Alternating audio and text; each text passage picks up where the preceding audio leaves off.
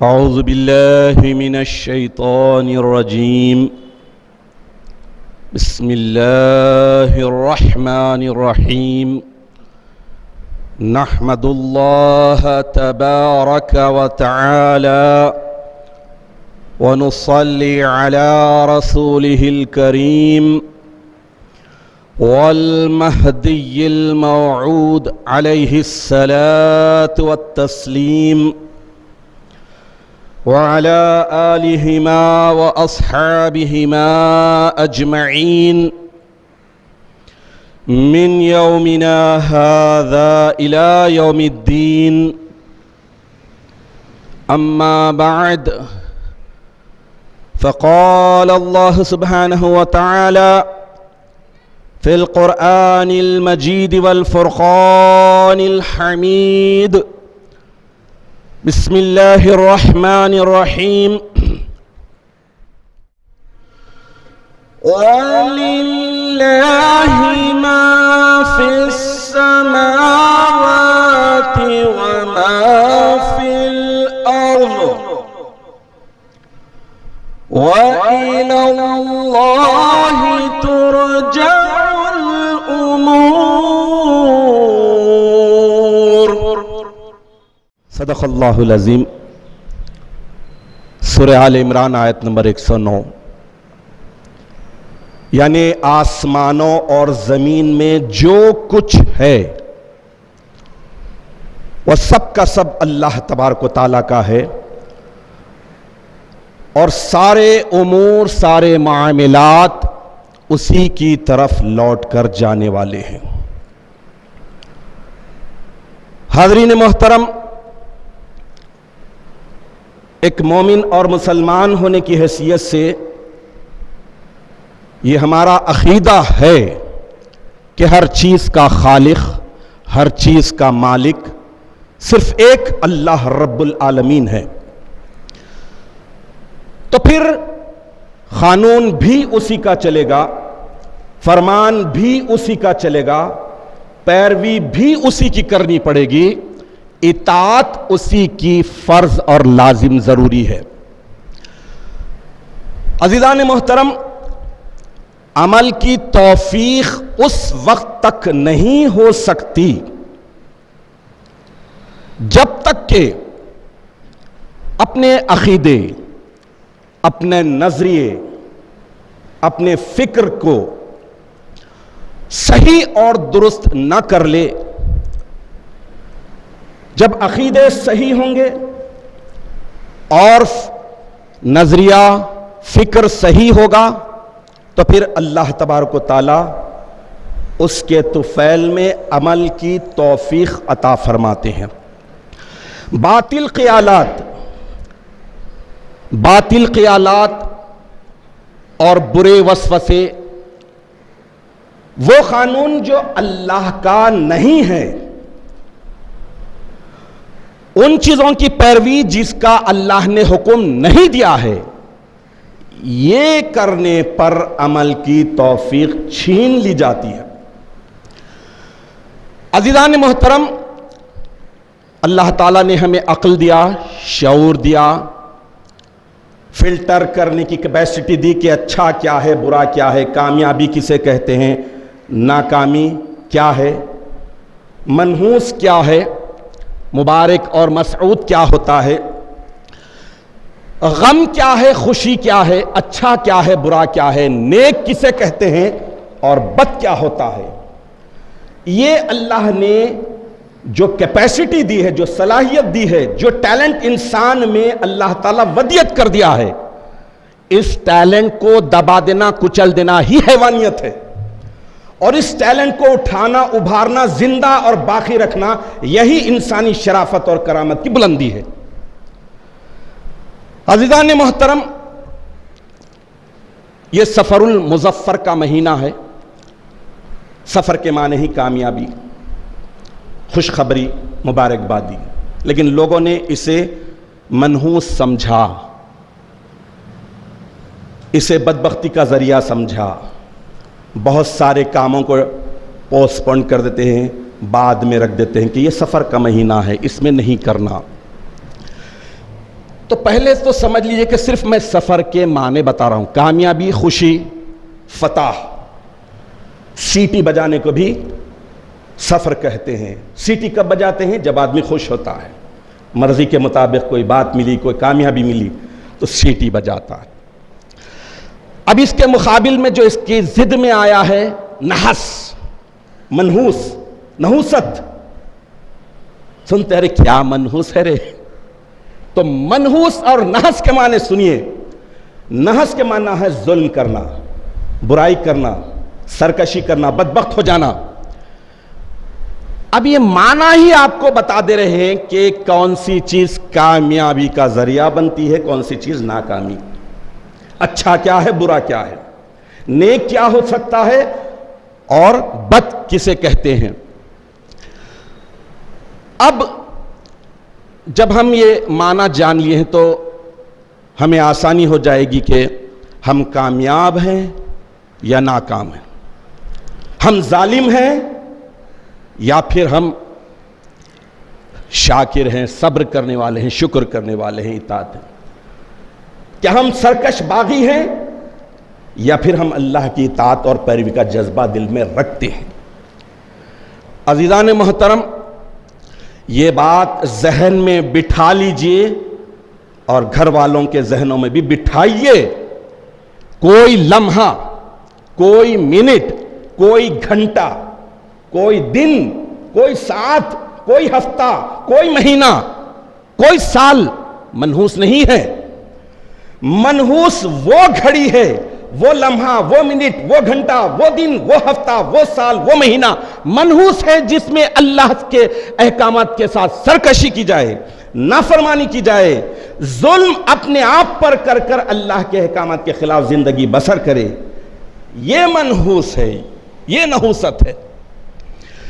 عزیزان محترم، اللہ تبارک و تعالی آسمانوں زمین میں جو کچھ بنایا ہے، جو کچھ پیدا کیا ہے، جیسا کہ میں نے آپ کے سامنے آیت شریفہ رکھا، للہ، وہ اللہ کا ہے.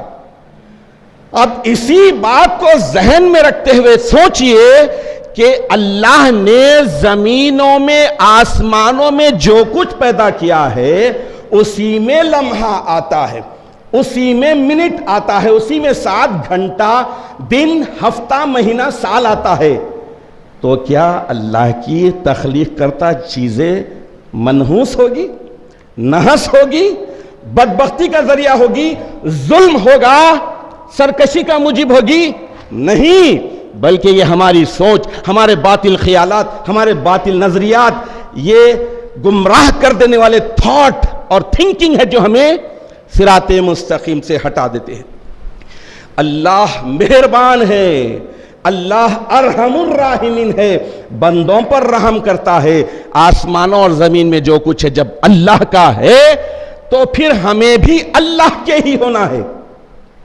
جب ہم اسی زمین پر رہتے ہیں، انہی آسمانوں تلے رہتے ہیں، تو ہمارا بھی کام ہے کہ ہم جس کے لیے اللہ نے اللہ ہی آسمانوں کو پیدا کیا ہے، اللہ ہی ان زمینوں کا پیدا کرنے والا ہے، تو پھر ہمارا کام یہ ہے کہ ہم اللہ ہی کے لیے رہیں، اللہ ہی کی اطاعت کریں، اللہ ہی کی فرما برداری میں زندگی گزارے، اللہ کی بات کو مانے، اپنی بات کو ٹھکرا دے.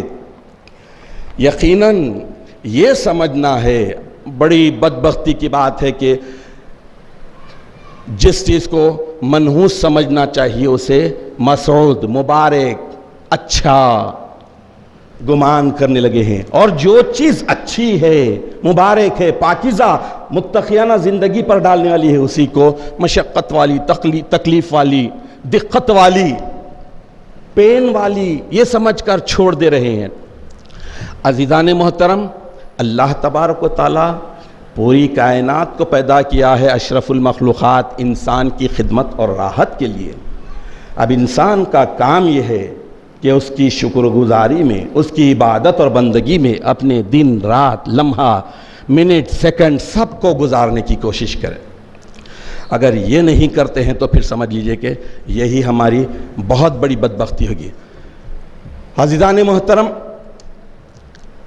صحیح مسلم میں ایک حدیث شریف آئی ہے، حضور اکرم نبی مکرم صلی اللہ تعالیٰ علیہ وسلم اپنے اصحاب کرام رضوان اللہ علیہم اجمعین کے ساتھ ایک جگہ بیٹھے ہوئے ہیں، تشریف فرما ہیں۔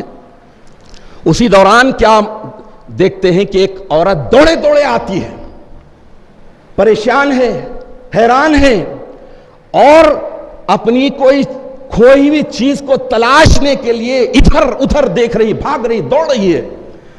جب اس کی یہ حرکت، اس کا اضطراب، اس کی یہ بے چینی اللہ کے نبی بھی دیکھے اور آپ کے اصحاب کرام بھی دیکھے، پورے اس کی طرف متوجہ ہو گئے۔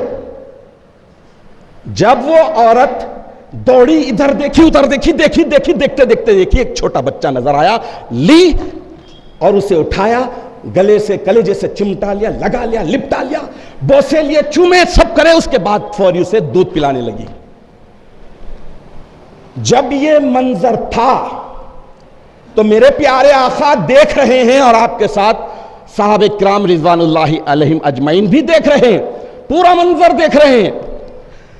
جب یہ پورا منظر دیکھ لیا، عورت کا آنا، دوڑنا، تڑپنا، بے چین ہونا، بچے کو لینا، پانا، لپٹنا، اور بوسے لینا، چومنا، اس کے بعد دودھ پلانا، تو اللہ کے نبی صلی اللہ تعالیٰ علیہ وسلم اپنے یاروں سے، اپنے اصحاب سے پوچھا کہ اے میرے پیارے یاروں، اے میرے پیارے صحابیوں، بتاؤ کہ کیا یہ عورت جس نے اپنے بچے کو، کھوئے ہوئے بچے کو پایا، کیا اس بات کے لیے تیار ہوگی کہ اپنے اس بچے کو آگ میں پھینک دے؟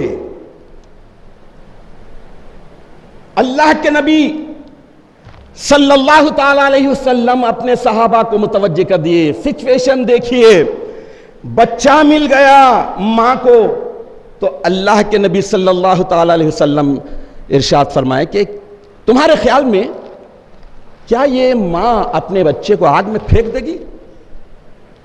تو سارے صحابہ رضوان اللہ علیہم اجمعین ایک زبان ہو کر عرض کرنے لگے کہ نہیں یا رسول اللہ، نہیں، ہرگز نہیں، یہ تو اس بات کا تصور بھی نہیں کر سکتی کہ اپنے اس لاڈلے کو، اپنے اس جگر کے ٹکڑے کو آگ میں پھینکنے کا تصور بھی کرے۔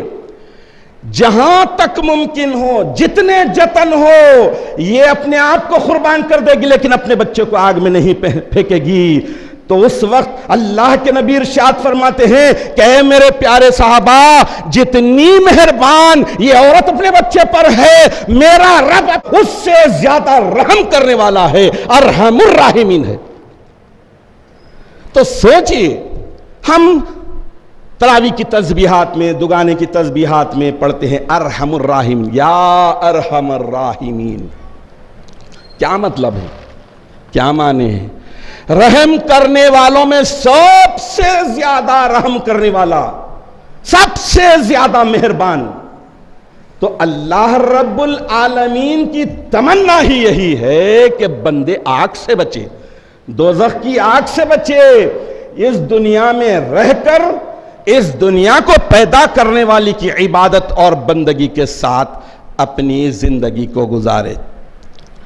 عزیزان محترم، ایک مسلمان چاہے وہ کاسب ہو یا فقیر، امیر ہو یا غریب، سادات سے ہو یا غیر سادات سے، مرید ہو یا مرشد، ہر ایک کے لیے یہ لازم ضروری ہے کہ نماز با جماعت، 5 وقتہ نماز با جماعت، ذکر اللہ، فکر، رمضان المبارک کے فرض روزوں کے علاوہ بھی روزے، اور اللہ جو مال و دولت دے اس میں سے عشر، زکوٰۃ، فطرے، صدقات، خیرات، یعنی فرائض نبوت اور فرائض ولایت پر اگر کوئی عمل نہ کرتا ہو، اتنی بیسک اور بنیادی باتوں پر بھی عمل نہ کرتا ہو، تو کیا وہ مسلمان کہلانے کے لائق ہے؟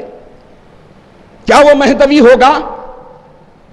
اب ایسی صورت میں ہمیں سوچنا ہے کہ اپنی جو زندگی باقی ہے اگلی، کیا وہ نحوست میں گزرے؟ نحوست مطلب ظلم میں، برائی میں، سرکشی میں، اللہ تعالیٰ کے احکامات کے خلاف، یا پھر اطاعت، پیروی، عبادت اور بندگی میں گزرے؟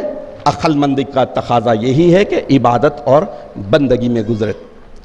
اللہ تبارک و تعالیٰ نے مومن بندوں کے نجات کا پورا سامان مہیا کر لیا، ہدایت کا پورا سامان عطا کر دیا، نحوست سے بدبختی سے بچنے کے سارے سامان اللہ تعالیٰ نے بندوں کو سونپ دیے ہیں۔ اب ہمارا کام یہ ہے کہ ہم سمجھیں کہ اللہ تبارک و تعالیٰ نے ہمیں اس دنیا میں کیوں بھیجا ہے۔ اللہ تبارک و تعالیٰ کی تمنا یہی ہے، اللہ تعالیٰ کا ارادہ بندوں کے تعلق سے یہی ہے کہ محبت کی تمنا ہے تو پھر وہ وصف پیدا کر، محبت کی تمنا ہے تو پھر وہ وصف پیدا کر، جہاں سے عشق چلتا ہے وہاں تک نام پیدا کر۔ اگر سچ ہے میرے عشق میں تو اے بنی آدم، اگر سچ ہے میرے عشق میں تو اے بنی آدم، نگاہ عشق پیدا کر، جمال ظرف پیدا کر۔ میں تجھ کو تجھ سے زیادہ چاہوں گا، میں تجھ کو تجھ سے زیادہ چاہوں گا، مگر شرط یہ ہے کہ اپنے اندر میری جستجو تو پیدا کر۔ اگر نہ بدلوں تیری خاطر ہر ایک چیز تو کہنا، اگر نہ بدلوں تیری خاطر ہر ایک چیز تو کہنا، تو اپنے آپ میں پہلے انداز وفا تو پیدا کر۔ یقیناً اللہ تبارک و تعالی اگر ایک بندہ ایک قدم سچائی کے ساتھ، ایمانداری کے ساتھ اللہ کی طرف بڑھاتا ہے تو 70 ماؤں سے زیادہ ممتا رکھنے والا، شفقت اور محبت رکھنے والا پروردگار یقیناً 10 قدم آگے بڑھتا ہے اور اس سے لے لیتا ہے۔ تو مطلب یہ کہ اسے نیک اعمال کی توفیق مل جاتی ہے، مہلت ملتی ہے، بندگی کی طرف اس کا رجحان بڑھ جاتا ہے، رغبت اس کی عبادتوں میں ہوتی ہے۔ ہم اپنے بچپن میں دیکھتے تھے کہ مسجد میں نماز سے بہت پہلے آیا جاتا اور بہت بعد جایا جاتا۔ آج اتنا انسان شارٹ، ماڈرن اور بزی ہو گیا ہے کہ اس کے پاس تحیت الوضو کے لیے بھی وقت نہیں ہے، سنتوں کے لیے بھی وقت نہیں ہے۔ یہ افسوس کی بات ہے، یہ نحوست کی بات ہے، یہ بہت بدبختی کی بات ہے کہ اللہ تبارک و تعالیٰ نے 5 وقت کی نمازیں جماعت کے ساتھ فرض کی ہیں، تو اس میں تحیت الوضو بھی ہے، سنتیں بھی ہے اور دیگر عبادتیں ہیں۔ اگر انسان یہ نہیں کرتا ہے تو پھر بدبختی، نحوست اسے گھیر لے گی۔ مختصر الفاظ میں اگر ہم شارٹ میں یہ سمجھنے کی کوشش کریں کہ ایک انسان کا کنیکشن، ایک انسان کا تعلق اللہ محمد الرسول اللہ محمد مہدی خلیفۃ اللہ سے کٹ جائے، ٹوٹ جائے، ڈسکنیکٹ ہو جائے، نیٹ ورک نہ ملے، تو پھر سمجھ لیجئے کہ اس کی زندگی کٹی پتنگ کی طرح ہو جائے گی۔ جب کٹی پتنگ کو ہم سب دیکھتے ہیں کہ نہ اس کی کوئی منزل، کوئی ڈیسٹینیشن نہیں، کوئی ٹھکانہ نہیں، بلکہ کٹی پتنگ کا تو بہت برا حال ہوتا ہے، پھٹ پھٹا کر غارت ہو جاتی ہے، برباد ہو جاتی ہے۔ تو ایک مومن کی زندگی بھی پتنگ کی طرح ہے، اللہ تعالیٰ کی طرف سے جو ڈھیل مل رہی ہے، تو اس کا مطلب یہ نہیں ہے کہ چرخ میں تاگا بہت ہے، مانجا بہت ہے۔ اللہ تبارک و تعالیٰ جب اس مانجے کو، اس تاگے کو، دھاگے کو توڑ دیں گے تو پھر کٹی پتنگ ہو جائے گی۔ اس لیے اپنے نیٹ ورک کو اللہ سے، محمد الرسول اللہ سے، محمد مہدی خلیفۃ اللہ سے جوڑنے کے لیے 5 وقت کی نماز با جماعتوں کا اہتمام لازم کر لیجئے۔ ذکر کو اپنائیے جو مہدویوں کا تر امتیاز تھا۔ عشر اور روزوں کے ساتھ ساتھ دیگر فرائض نبوت اور فرائض ولایت کو پورے صدق دلی کے ساتھ اختیار کریے، تو پھر توقع رہے گی کہ کوریج ایریا میں ہیں، نیٹ ورک مل رہا ہے، اللہ تعالیٰ نے بڑا نیٹ ورک عطا کر دیا ہے۔ آپ کا فون اگر آؤٹ ڈیٹڈ ہے، پرانا ہے، گھسا پٹا نوکیا کا ہے، تو پھر یہ ایڈوانس نیٹ ورک پر نہیں چلے گا. یہ مہدویت عین الاسلام جہاں پر عبادت صرف اس مقصد سے کی جاتی ہے کہ آسمانوں اور زمینوں کو پیدا کرنے والے کی جنت میں بھی اگر ہم جائیں تو صرف اس لیے جائیں کہ جنت میں خدا کی قربت ملتی ہے اور اللہ مہربان ہو جائے تو دیدار ملتا ہے. تو اللہ سبحانہ و تعالی ہمیں اس بات کی توفیق عطا فرمائے کہ ہم صحیح معنوں میں مہدوی کہلانے کے لیے فرائض نبوت اور فرائض ولایت کو پورے اخلاص اور محبت کے ساتھ اختیار کریں تاکہ ہماری زندگی نحوست اور بدبختی کے دائرے سے باہر آ جائے, ہم سعادت مندی اور سلامتی ہدایت کے راستے پر گامزن ہونے کے قابل ہو جائے. اللہ تعالیٰ ان سارے کاموں سے, ان ساری باتوں سے بچائے جو ہمارے لمحات کو, ہمارے منٹس, ہمارے گھنٹوں کو, ہمارے دنوں, ہفتوں, مہینوں, سالوں کو نحوست اور منحوس بنا دیتے ہیں. اللہ تعالیٰ ان سے بچائے اور ہر لمحہ ہر حال رب سمال پر مکمل عمل کرنے کی توفیق عطا فرمائے. آمین یا رب العالمین. وآخر دعوانا ان الحمد للہ رب العالمین.